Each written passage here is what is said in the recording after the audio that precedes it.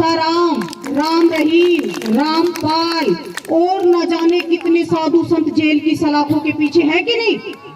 वो बाबा साहेब के संविधान की कितनी बच्चियों के साथ उन्होंने रेप किया, कितनी महिलाओं के साथ उन्होंने गलत काम किया, क्योंकि राम राज्य में बाबा साहेब के संविधान से पहले ये बच जाते थे।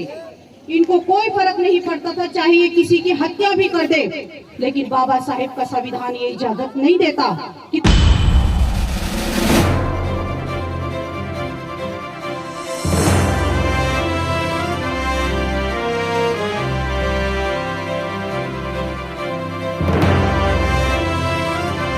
सुंग था, उसने हमारे बौद्धों का कत्लेआम किया। भीम होना चाहिए, जिसकी वजह से आज हम खुली हवा में सांस ले रहे हैं, नहीं तो हमें सांस लेने का भी अधिकार नहीं था। इतिहास गवाह है। आपकी तो इतनी दुर्गति थी, महिलाओं की इतनी ज्यादा दुर्गति थी कि मैं क्या बताऊं, लेकिन आपको कुछ नहीं पता।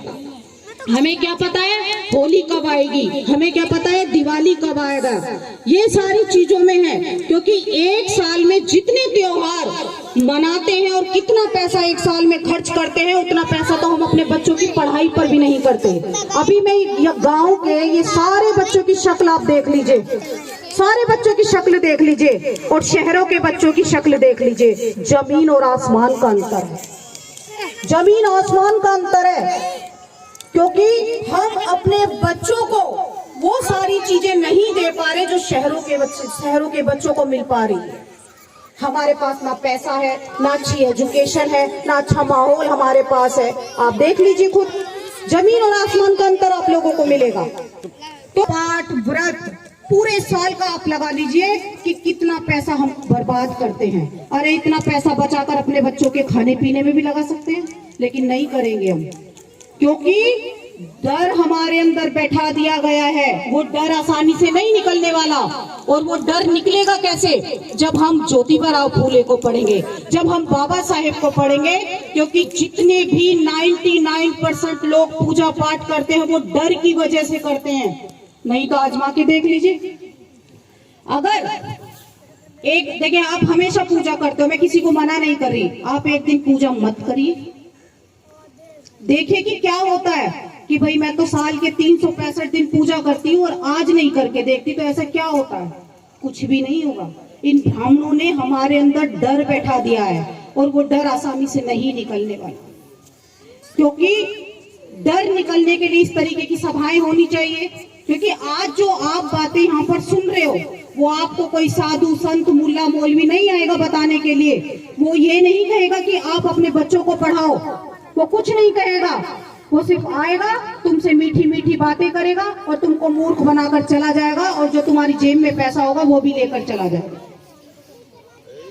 आज इस देश में सबसे ज्यादा अंधविश्वास और पाखंडवाद भरा हुआ है, सबसे ज्यादा। और सबसे ज्यादा इसकी शिकार हो रही है महिलाएं। ऐसी ही एक सभा चल रही थी, तो एक साधु बैठा हुआ था, तो महिलाओं से पूछने लगा कि भैया मुझे हाथ खड़ा करके बताओ किस किस को स्वर्ग में जाना है। तो सभी महिलाओं ने हाथ खड़ा कर लिया। तो एक महिला थी, उसने हाथ खड़ा नहीं किया। तो उससे पूछा कि क्या तुम्हें स्वर्ग में नहीं जाना?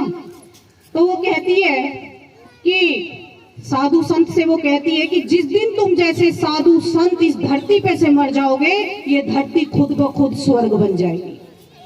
आसाराम, राम रहीम, रामपाल और न जाने कितने साधु संत जेल की सलाखों के पीछे है कि नहीं। वो बाबा साहेब के संविधान की बदौलत है। कितनी छोटी बच्चियों के साथ उन्होंने रेप किया, कितनी महिलाओं के साथ उन्होंने गलत काम किया, क्योंकि राम राज्य में बाबा साहेब के संविधान से पहले ये बच जाते थे। इनको कोई फर्क नहीं पड़ता था, चाहे ये किसी की हत्या भी कर दे, लेकिन बाबा साहेब का संविधान ये इजाजत नहीं देता कि तुम अपराध करो और तुम्हें सजा न मिले। ऐसा हो नहीं सकता। तो बाबा साहेब के संविधान की वजह से ये जेल में पड़े हुए हैं। दूसरा कि अंधविश्वास के चलते महिलाएं उसका ज्यादा शिकार होती हैं। अभी देखिए, थोड़े दिन पहले श्राद्ध गए, आपके यहाँ भी करते होंगे, करते हैं कि नहीं? सब जगह करते हैं। अब मरने के बाद मुझे नहीं पता कि भैया सबके ही जो पूर्वज है, जो दादा है, नाना है, वो सारे कौए ही बनते हैं, कौए ही बनते हैं ना। अब ऐसी ही मेरी चाची थी, अब मेरे चाचा और चाची में बहुत लड़ाई रहती थी। अब हुआ क्यों कि मेरे जो चाचा थे और मेरी चाची पे शक करते थे, इसीलिए लड़ाई रहती थी। अब एक समय आया और मेरे चाचा गुजर गए। थोड़े दिन बाद श्राद्ध आ गए। अब मेरी चाची को श्राद्ध तो करने ही थे। अब उन्होंने श्राद्ध किया तो अपने 17 साल के बेटे को बुलाया और कहा, ले बेटा ये पकवान रखा, क्योंकि पकवान पकोड़े तो बनाते ही हैं, कि ले बेटा इसे छत पे रखा और तेरे पिताजी आएंगे इसको खा लेंगे। अब बेटा लेके छत पे चला गया। अब गया तो उसने देखा एक साथ 8-10 कौवे आ गए। अब वो उन्हें भगाए, फिर 8-10 कौवे एक साथ आ गए, फिर उन्हें भगाए। अब उसको बहुत देर हो गई ऊपर, तो नीचे से माँ उसकी आवाज लगाती कि बेटा नीचे आ जा। तो अपनी माँ से कहता, माँ तू ही ऊपर आ जा और मुझे बता दे मेरा असली बाप कौन सा है इसमें। अब पिताजी तुझसे सही लड़ते थे। तो ये धर्म के नाम पर हम ये चीजें कर रहे हैं जिन थे बाबा मेरे संत ऋषियों की समझ में ध्यान थे बाबा मेरे, भद्र पुरुषों की नजर में ज्ञान थे बाबा मेरे। तो बाबा साहब ने ऐसी पुस्तकें जलानी और संविधान लिखा और नारी के लिए बाबा साहब ने बहुत ज्यादा काम किया। नारी को मुक्ति दिलाई जालिमों के जाल से, नारी को मुक्ति दिलाई जालिमों के जाल से।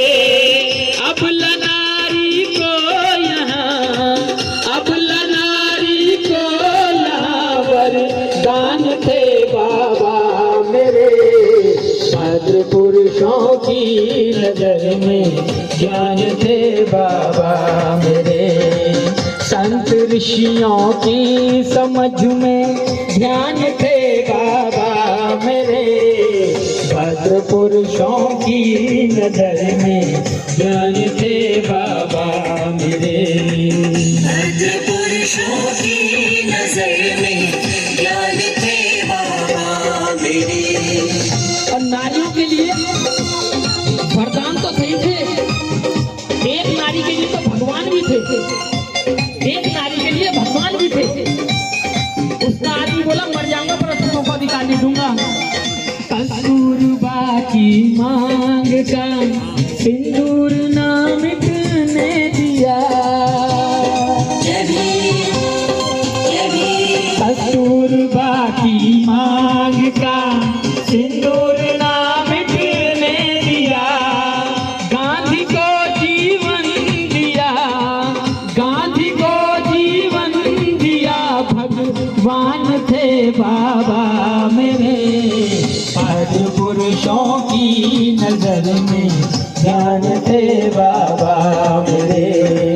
संत ऋषियों की समझ में ज्ञान थे बाबा मेरे, भद्र पुरुषों की नजर में ज्ञान थे बाबा मेरे।